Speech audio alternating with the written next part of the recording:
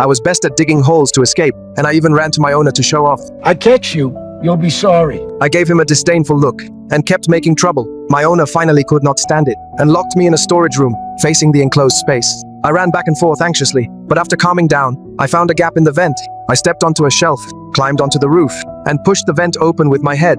I successfully squeezed out. After coming out, I ran straight toward my owner. My appearance disrupted the formation. The next second, I was attracted by a group of deer and rushed over. The other dogs followed me and ran off course. As a result, my owner fell into the water. At that moment, my owner was completely angry. He decided to send me away. The new owner locked me in a room. I paced anxiously and quickly focused on the window. By the time the new owner noticed, it was already too late. While my owner was working, he suddenly heard a familiar bark. He looked up and saw me. He could not believe it. No matter how far I could find him, seeing my injured paws, he softened and decided to take me home. He put me on the sled to rest, but I struggled and jumped down and stood in the lead dog position. All right, last row for you. When the sled team set off, my owner was shocked to see my speed and endurance surpassed all the others. So, he moved me forward. Very soon, I surpassed them again. When we got home, I was already ahead and became the lead dog. I proved myself with my actions. From that day on, I became his most reliable partner. 2 years later, we won the sled race championship. Unfortunately, when I was 12,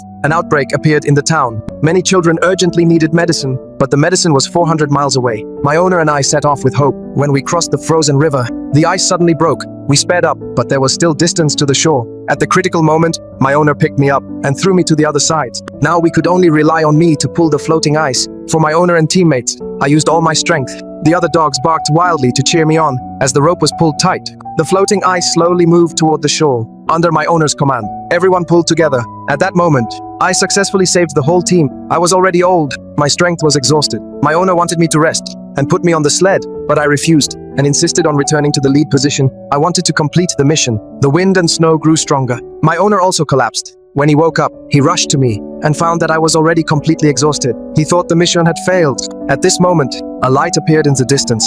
Because I had already brought him to the destination, the children were saved. Under my owner's careful care, I slowly recovered. This day, my owner went out to train and left me at home, but I still opened the door and ran toward him again. Just like when I was young, a dog's life was very short, but its whole life only wanted to stay by your side.